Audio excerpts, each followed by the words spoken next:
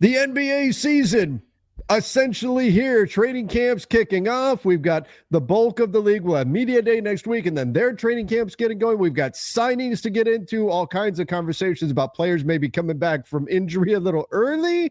Lots of different great stuff to get into today. Make sure that you do subscribe right here to the NBA Front Office Show on YouTube, over on Apple Podcasts, Spotify, wherever you listen to podcasts as well. I'm Trevor Lane, joined by Keith Smith. Keith, you could feel it, man. The changes in the air, weather getting just a little bit cooler, just enough to notice. And that means the NBA season. It is upon us, and I could not be more excited right now, my friend.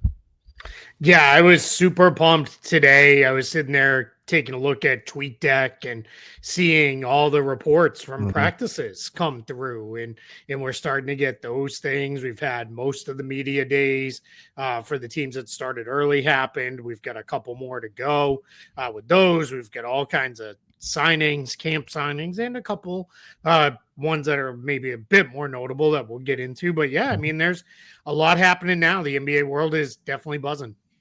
All right, let's get into some of it. And first of all, raise those eyebrows. Jayson Tatum not ruling out playing this season. I would say the expectation, though, should continue to be that he will not, because you don't want the expectation to be that he's going to come back and then there's that pressure. But this is great news to hear that it's not a given that he's fully out for the entire season, that maybe there's a chance that he could make it back. Yeah, and this wasn't just like one of these anonymous reports. This was Jayson Tatum kind of did one of those media rounds yesterday where he was on all kinds of shows and then met with people and did interviews and all this stuff. And one of the things that he said repeatedly in there was, I need to have some kind of goal that isn't just next season. And he's like, I'm not doing rehab 6 days a week for nothing. And then he was very clear to say, I'm not rushing back. I won't return before I'm ready. The Celtics won't let him return before he's ready. But he's been very clear, the minute he's ready, he is going to come back. So that's kind of where we're at with that. So that's extremely interesting. My thought, because clearly a lot of Celtics fans have a lot of different feelings about this one. And one of them is, no way, like, don't let him play. And my thing is, if he's cleared and ready, there's no reason to not let him play. If they say he's 100% ready, there's no harm that can come to him. Yeah, you let him play. Now, I'm not saying you bring him in game one of a playoff series for his first action of the season. That would be a little silly. But if it's mid-March and it's, hey, we can get him in for 7, 8, 9, 10 games or so, or something along those lines. Yeah, absolutely. Why not? Get him out there, let it see what it looks like, and then we just kind of go forward from there. And I'm a big believer in Paul George, Brandon Clark, guys who came back, knocked the rust off, and then got back at it fully. I think there's a chance that's the best way for Boston and Tatum to handle this. But again, it's all going to depend on, is he 100% cleared or not? How much of a factor should where the Celtics sit in the standings be, if at all, in the decision on whether or not you bring him back later on in the season? Yeah, extremely minimal for me. I think this is all about him. And if he's ready, great. And I think if, let's say they're out of the playoff picture, I don't think that'll be the case, but let's just say they are, then maybe it is, hey, we're really bringing you back for a cameo. We're going to get in 2-3 games, see what it looks like, so then you can hit the summer fully ready to work, and that's out of the back of your mind of what's it going to feel like to play again. Then we move forward. If they're in it, yeah, then let's see where it goes. But again, it's all mostly about him. Yeah, agreed. It's got to be about his health first. Foremost, that's got to be the most important thing here. And if he's good to go, I do think you're right, though. There's a benefit, not just in terms of knocking off the rust, but also I think the confidence factor, getting him out there and letting him feel, hey, my leg is fully healed. I'm strong, all of that. And that will, I think, allow him to attack the summer to a higher degree, right? If he gets, because sometimes guys have issues with that, where they suffer a devastating injury like this, and it takes a little bit before they don't have that in the back of their mind when you go to push off that something bad's going to happen again. Yeah, they play tentative, right? And Yeah, sometimes exactly. that playing tentative is even worse because that can lead to other issues, or they're favoring it, and then that leads to other issues. So yeah, I think if he's ready to go, let's go, and let's keep things moving forward. Again, I would lean more towards we don't see him this season. But if he's pushing, there are some of the, I call them Twitter doctors, but I mean it with respect, like they're Sure. actual doctors who post on Twitter. And a couple of them said, like, looking at his gait and talking to some of their colleagues and reading some of the things from doctors, are like, he could be ready way sooner. And there's a lot of them that have said the surgery he had and the fact that he had it the next day, this does not have to be a year-long injury anymore. This can be a lot closer to a 6 to 10-month injury than a full year. And if that's the case, then sure, then we could see him. And curiously, the Celtics have said nothing other than the standard updates will be provided as appropriate, or whatever language they used. But media day next week, we'll find out a little bit more then, I am sure. For sure. For sure. All right. We need to talk a little bit about the Denver Nuggets and Nikola Jokic.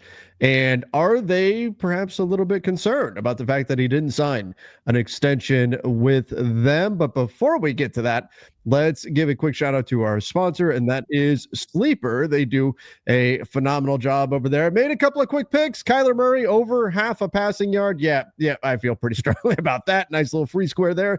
Malik Neighbors, I think he gets into the end zone. I think new quarterback Jackson Dart will hyper target him. And Dak Prescott, tough sledding for the Cowboys, 242 and a half passing yards. No CeeDee Lamb. I just don't think that he gets there. But if you agree with me, you disagree with me, you can turn your football knowledge into real money with the Sleeper app, the ultimate fantasy sports app that can turn game day into payday. Just download the Sleeper app and pick two or more of your favorite players with more stats than any other daily fantasy app. All you have to do is pick more or less on your guys.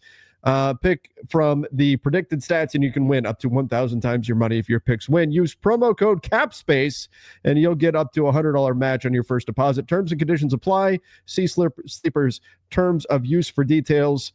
Go check it out today. Use the link in the description down below. Right now, Sleeper available in over 25 states. All right, let's talk a little bit about Nikola Jokic and the situation with the Denver Nuggets. The Nuggets reportedly not worried about Nikola Jokic and the fact that he did not sign an extension with them this past summer. We talked about that a little bit, that there was financial reason for him to take that stance, and they're not going to sweat it. Now, Keith, if we get to next summer and then there's no deal done, that's where I think things get a bit worrisome in Denver.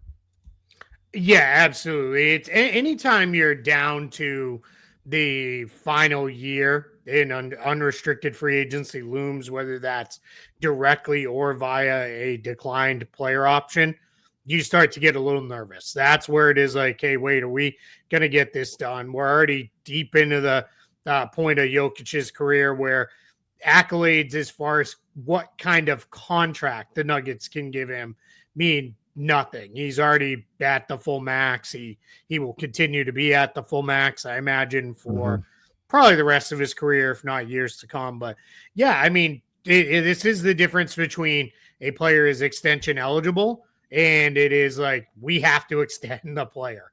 Right. And that's where I think we're just in a spot where, yeah, Jokic is eligible, but that doesn't mean they need to give it to him right now. Right. They can take care of that next summer. If that's what Jokic wants to do, he wants to wait. Again, there's never been any kind of indication that he wants to leave Denver.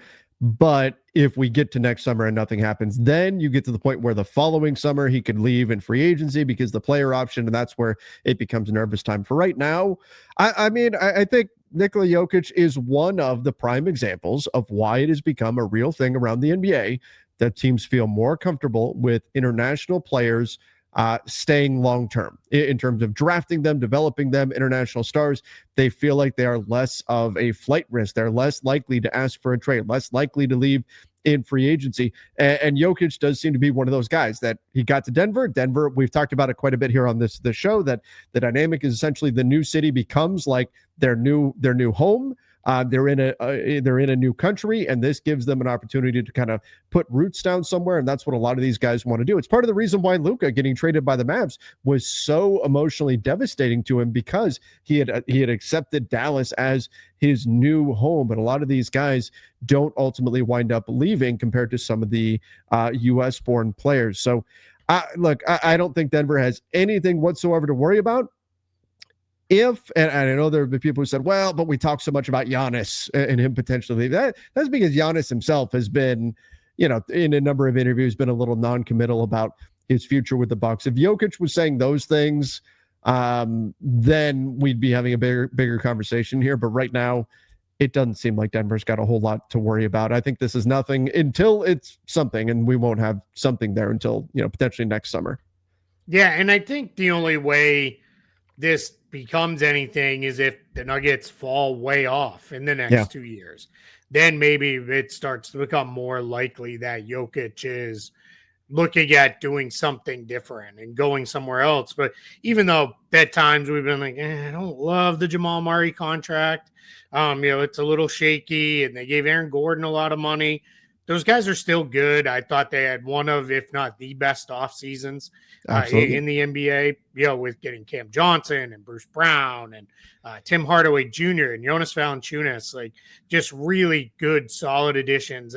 They're right there. If the Thunder stumble at all in the West, it's hard to pick anybody but Denver to kind of jump in and replace them as the finalists. And to be clear, and stepping on prediction show, I'll still pick Oklahoma City, barring something catastrophic in the next month. Sure.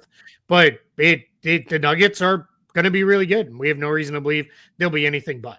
Yeah, absolutely. I think they're going to be very, very good this coming season. Had a great summer. Did you see the ESPN poll? Jokic got 95% of the vote as the best player in the NBA, and you know what? I can't argue. I think he absolutely is, and it wouldn't shock me if he brings home another MVP this year.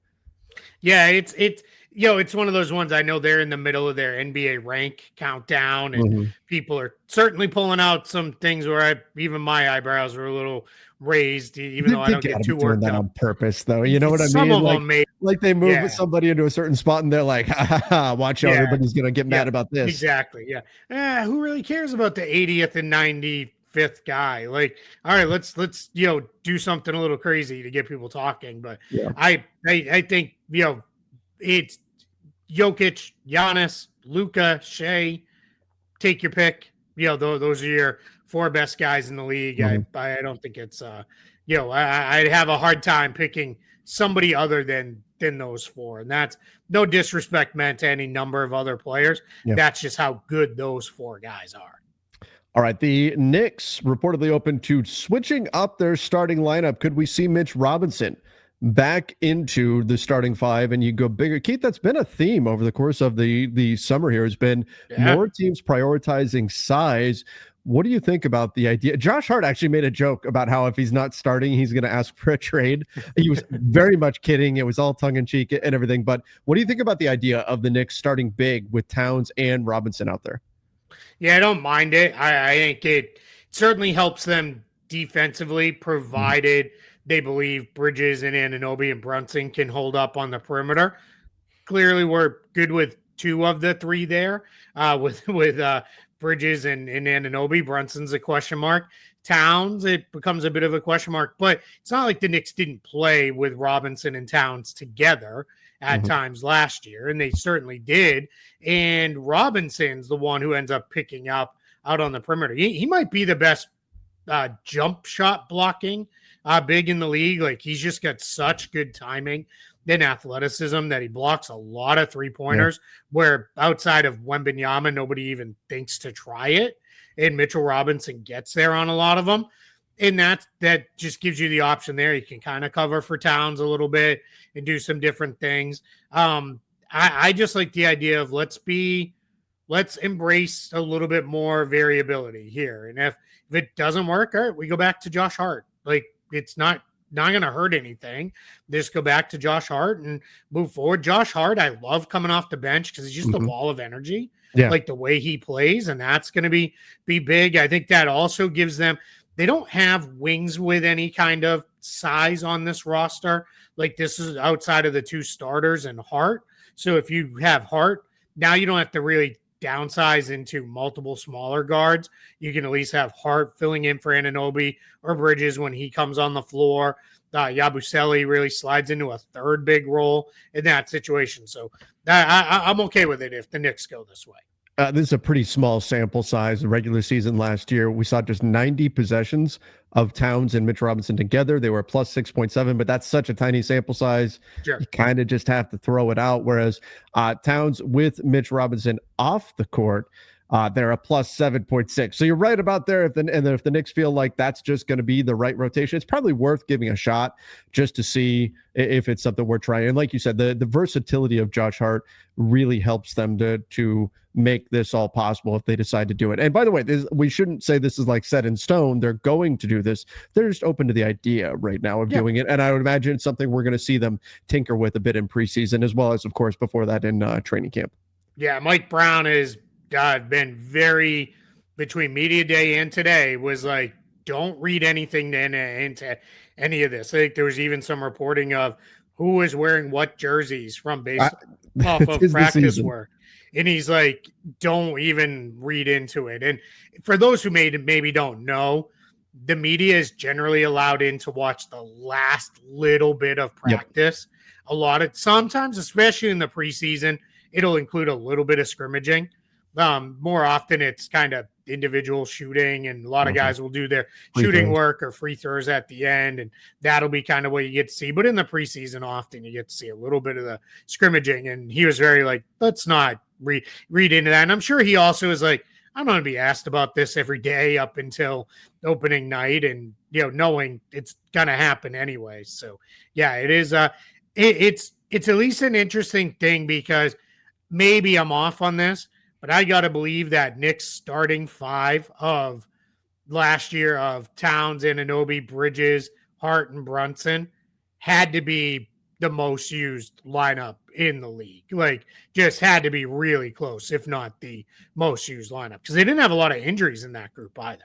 Yeah, they played 1,900 possessions together, that group. And I don't have it in front of me exactly what that is in terms of the lineups. In fact, I can find it in just a second, but I am pretty sure that is the top, if not right up there. Let me see. In fact, yes, that is number one. The next closest was the Minnesota Timberwolves with Conley, Edwards, McDaniels, Randall, and Gobert. And the Knicks starting five got nearly 500 possessions more together than the Wolves started. But that's how big the gap is. Yeah. And that sounds about that, like that just feels right too, when you think through it. So yeah, that just doesn't really surprise me at all with that. That's how big the gap was, because the Knicks were, again, they were healthy, and Tibbs picks his guys and sticks to them, and as we all know, plays them quite a bit. All right, Giannis Antetokounmpo, apparently is willing to take on a bigger role as a playmaker with Milwaukee. Now, I think some of that's going to be out of necessity when we look at the way this Bucks team is put together. But, I think Milwaukee is kind of being written off in the Eastern Conference, maybe more than they should be. I don't have them in the same tier as the Knicks or the Cavs, and I think that's rightfully so. But Giannis is still such an incredible talent. And if he does take on a bigger playmaking role, maybe that will pay some positive dividends here for the Bucks. How much of this do you think is out of necessity, and how much of this do you think is just organic growth from Giannis's game, and this is just the natural progression of where he needs to go? Yeah, I think this is more out of necessity here. I think we've already seen Giannis grow into that playmaking role, despite what maybe Alperen Şengün believes about him as a passer and playmaker. I think Giannis is a pretty good passer, considering he is a what's that? They made up. They're friends again. Yeah. Oh yeah. I mean, hey, that's how it should be, right? There should be a little bit of trash talk going on. But Giannis is, like, considering he's a 4/5, he's an outstanding ball handler and playmaker. Yeah.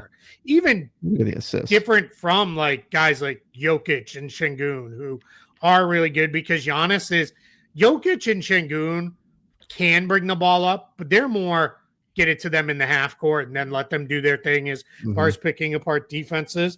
And I think I think it is with Giannis, it's you can have him just bring the ball up and get you into the offense. And if you look at the way the Bucks are structured right now, you have Ryan Rollins and Cole Anthony and Kevin Porter Jr., the only other real ball handlers on this roster right now, because Gary Trent Jr., Gary Harris, Taurean Prince, Kyle Kuzma, those guys are all off-ball guys. Like they're guys who they can maybe create their own shot a little bit, but they're not really creating for others. Certainly Portis and Turner aren't doing that. So you need Giannis to be that primary creator. I think they're going to go with Ryan Rollins in the starting group at the point guard spot, just because that gives them at least somebody else who can bring the ball up. Because you don't want to start day one in late October. Giannis do everything because he's just not going to have enough left.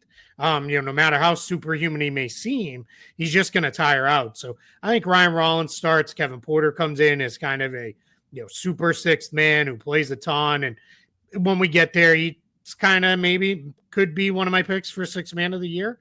Just because I think he's going to be really good this year for them. And then you've got a little further down in the pecking order, you got like Cole Anthony there who could do some of that ball handling, playmaking. But yeah, Giannis has to do this. Yeah, agreed. He's going to have to step into that role for the Bucks. I'm curious to see how things look with Miles Turner out there and how the Bucks are going to put all these pieces together. But yeah, you do need at least a secondary guy out there. And maybe Rollins is that, they re-signed him over the summer. Maybe he is the guy that they want to have in that role. You at least need somebody else who could do something, because otherwise it becomes all on Giannis. And like you said, that's a heavy burden to bear over the course of an 82-game season, and then to have anything left in the gas tank come playoff time. And certainly the Bucks don't want that. All right, let's get here. Precious Achiuwa joining the Miami Heat. Now this is, as I recall, off the top of my head, this is a non-guaranteed deal with Precious Achiuwa going for the veteran minimum. For the veteran minimum. What are your thoughts on him sticking there? Because we're getting a lot of these camp deals coming in. We'll talk about more of them here, or deals ahead of training camp, I should say. What do you think his chances are of actually sticking with Miami? Yeah, this one's a little interesting. I mean, we've seen more guys are doing the, hey, I'll fight my way onto the roster than we've certainly ever seen before. We spent a lot of time talking about that with guys like Malcolm Brogdon and Landry Shamet. But with Precious Achiuwa, I think this is one where for the Heat, we're going to bring him in on a non-guaranteed contract. If it doesn't work out anytime between, let's just say now, because he hasn't officially signed, but between now and the end of or the point where he is approaching guarantee status, which is in early January, they'll just waive him and they'll move on. They'll take whatever hit they had. They had about 1.6 million under the second apron. Under the luxury tax. They are now about 600, almost 700,000 over the luxury tax. But here's the important thing. It doesn't matter today. Right? You can be over the luxury tax all the way to the end of the regular season. When we talk about this, I will always say till the trade deadline, because the trade deadline is your last real opportunity to shed meaningful salary unless it's through a major buyout. So that's where guaranteed by that point anyway. Exactly. Right. Yeah. So that's where you would have to work a buyout to get rid of salary. But if you need to, and a lot of people pointed out too, well, Terry Rozier's contract, as silly as it may be, that it's very minimally not guaranteed. That's another out that the Heat have also. So Keith, are we really staring down a world where Terry Rozier's $1 million and change, $1.7 million, $1.7 million that's not guaranteed actually could matter? Yeah, it could be. That's crazy. Could be. But again, I think this is one where the Heat will say, yeah, we're one move, whatever that one move may be, away from getting under the tax. We're not really worried about it. Let's just kind of keep things moving. So good depth piece for them. The interesting question to me is I don't know where he really fully figures in to their rotation, but he's a little bit different from their other bigs, because Kel'el Ware and Bam Adebayo look like that's going to be the starters at the 4 and 5, with Bam playing at the 4 now more last year, and that seems to be the direction they're headed. Then behind those guys, you've got like Nikola Jovic and Jaime Jaquez and Samani Fontecchio, who are all kind of more three that can play up a little bit players. So Achua gives them another 4 or 5 in the mix. He can play either spot. He's, again, just he's an energy big. He's going to run the floor. He's going to hit the boards, going to play really, really hard. And that's always good to kind of have in the fold off your bench. And this fills out, assuming he does stick, that'll be the Heat's final actual signing for the regular season. Right. Okay. Let's jump over to the Pacers. Monte Morris joining the Indiana Pacers. The Pacers obviously in a tough spot when we talk about no Tyrese Halliburton and what that's going to mean for them. What do you think about the signing, though? Morris coming in and providing that veteran presence. Yeah, and again, this is another one. Let's see if he sticks, right? Because this sounds like it's also going to be a non-guaranteed deal. I think he will, though, because the Pacers, one of the secrets for them over the last couple of years as they've ascended has been they'll play multiple ball handlers on the floor at all times. So Nembhard and Halliburton, Nembhard and McConnell, Halliburton and McConnell. Matherin can handle the ball. Siakam handles the ball a lot for forward. So they'll put multiple ball handlers on the floor, and I think Morris is just one of those guys. You need a little bit more depth. I just went through it. They have ball handling depth, but true point guards, it's kind of Nembhard and McConnell, and that's it for this year with Halliburton out. So get Morris in there, and he's just a guy coaches can trust to, hey, go in there and don't turn it over. And we know that's what Rick Carlisle wants, right? Run the offense, take care of the ball, get us into good stuff, and keep things moving. And that's where I think he probably sticks, and that's the Pacers roster this year is what you see here. It's basically a lot of the same team from last year, minus Tyrese Halliburton, who's very likely to miss the entire season.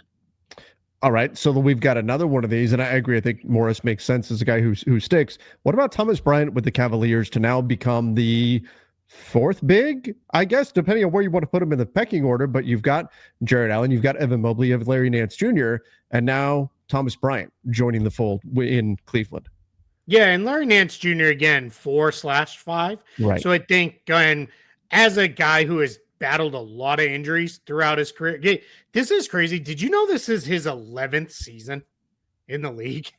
I mean, it sounds crazy, but at the same time, when I think back to when he was a rookie with the Lakers, I'm like, oh my God, that feels like a lifetime ago. Sure. It's just a little multiple lifetimes, but it is one of those things. It's like, how is Jordan Clarkson like 33 years old or something like that? It doesn't even make sense. It's mind boggling. That's for sure. Yeah.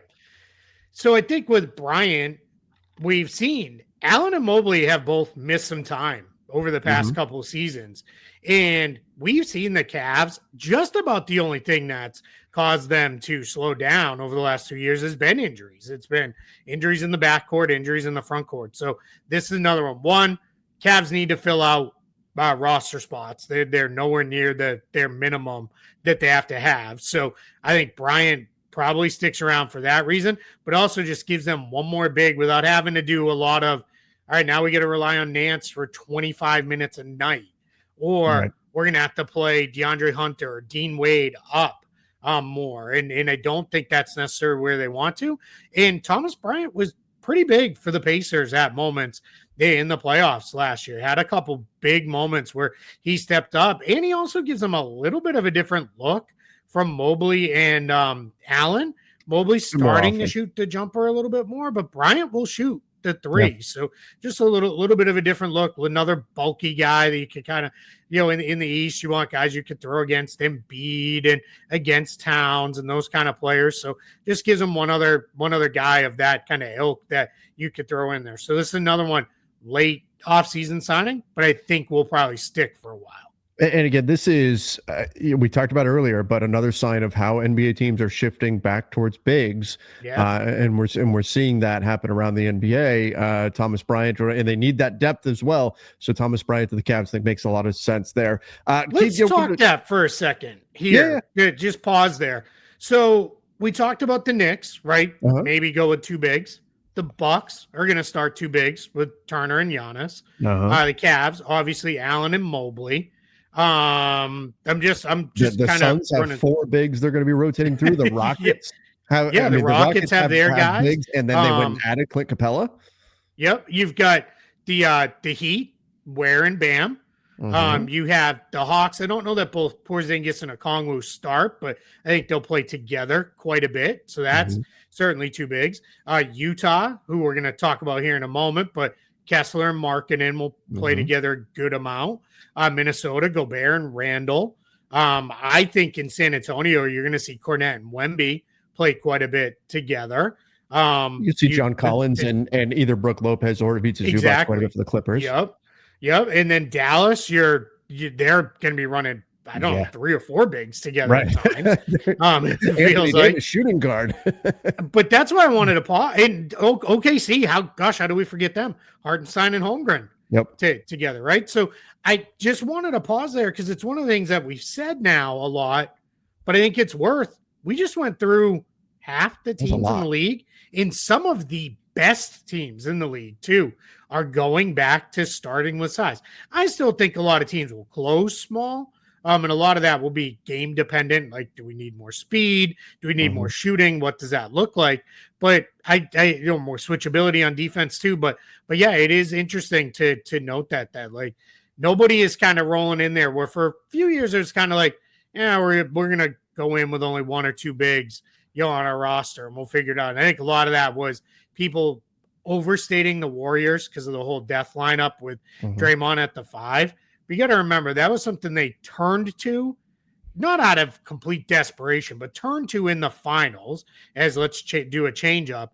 And even the Warriors this year went out and got Al Horford. They're going to play Quentin Post quite a bit. They still like Trace Jackson Davis. Like, they have bigs that are going to be in there because they don't want to just run with Draymond at the 5 all the time. It's something your Lakers learned with AD. If you run with AD at the 5 all the time, I don't care who the 5-man is. You're asking a lot of them to step up and defend pick and rolls, get back and bang bodies around the rim and all that stuff. And it just taxes guys. You've got to have big man depth. And we have seen that swing in a different way this offseason. Hey, Keith, did you see Jordan Poole's comment the other day about Kevon Looney joining the Pelicans? He said, I haven't had a good screen in a couple of years since he was on. Like, these guys that can set big screens, that can roll hard to the rim, that can do the physical stuff, they matter. And I think part of it too is we're seeing an evolution of the big man. We're out of necessity. They're getting better. You talked earlier about Mitchell Robinson and him doing a good job blocking shots on the perimeter. I do think we're seeing over the last 10 years, out of necessity and out of practice and repetition, bigs are getting better and better at defending in multiple areas of the floor.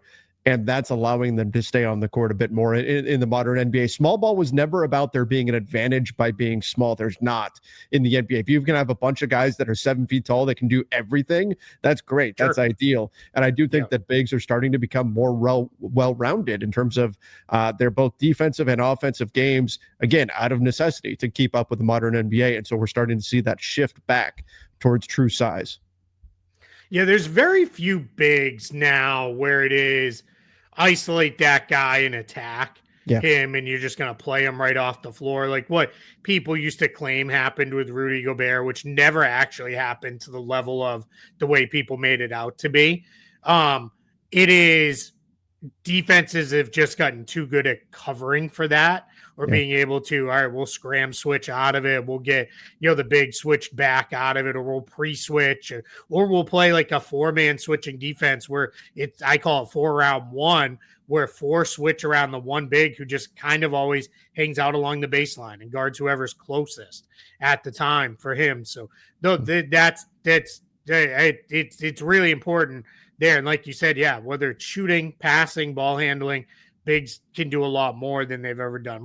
We have so few big men that are just strictly catch and dunk guys in the league anymore. Like and most of those guys are guys who are in year 1 through 3 and are still rounding out their games. Like there's just very few of those players left. So just thought that was kind of interesting to pause on that for a minute.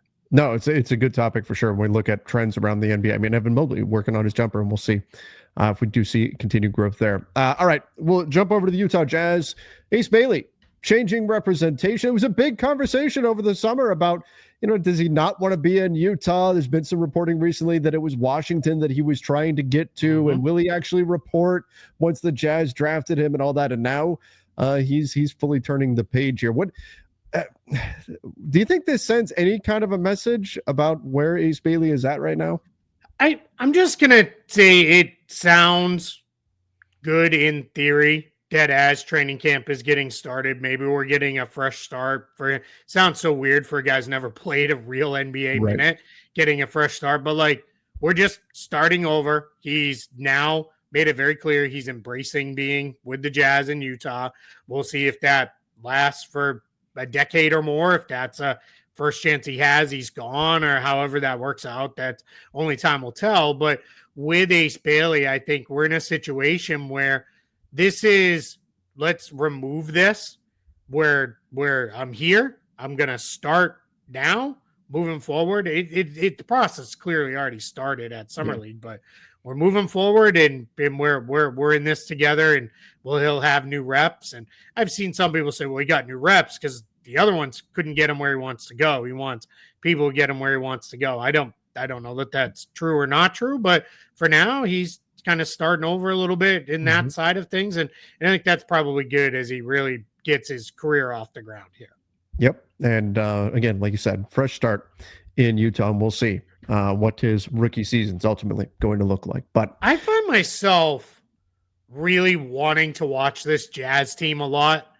And they're going to be bad, but they have so many young players. You can be fun bad. Yeah. I just how do they fit? Who kind of rises within that group of young players? And how I think too, as long as they are using and playing Markkanen, they can be fairly competitive. And I think that's also going to be important too. So I'm certainly very curious to see how all that comes together here over the next coming months here. And I'm not convinced Markkanen's there for the long haul. I don't know. I don't even know about Kessler. We'll see. We didn't put it on the show rundown, but a couple key dates to watch coming up here over the next month or so. October 1st, last day for restricted free agents to sign the qualifying offer unless the team extends that deadline. Teams generally don't do it because there's nothing to be gained for them by extending it. So we're really a week out from probably some real resolution for Jonathan Kuminga and Quentin Grimes, at least for this season. Then anytime this month and through October 31st, rookie scale team options for the next season, 26-27, can be picked up. Those are the first round rookie scale team options. Miami got a jump on it. They picked them up for Kel'el Ware and Jaime Jaquez. Again, very, very common that these get picked up. A player either needs to show they've been too injured and the team doesn't think they'll get healthy, or this guy absolutely cannot play. We blew it. This was a horrible draftee or a horrible acquisition, just cannot play, and we're moving forward without the guy. And sometimes some things are, we're on the fence, but we'd rather have the cap space for the next offseason. Most of those will get picked up. Most of them are no-brainers, like Ware and Jaquez. They were always getting picked up. Those guys are pretty good and can play. And then the last one is right before we get to opening night is the deadline for the extensions for contracts that go beyond this year, including rookie scale extensions as well. Those are the last one there. And we've seen some rookie scale guys get done. Paolo, Chet Holmgren, those guys are done. But we've got still quite a few hanging out there, and we'll see what happens with that. So transactionally, it's not just camp signings, even if that's the bulk of what we're seeing. There's still quite a bit to happen here over the next month plus. In other words, make sure you do subscribe right here to the NBA Front Office Show, because we'll keep you up to date on all of those transactions, everything that's going on around the NBA. Thank you, everybody, obviously, for joining the show. I don't know if we'll be back tomorrow or not, but we'll definitely be back Friday for our live Front Office Friday show. We'll be taking your questions and comments. Till then, everybody, see ya and stay safe.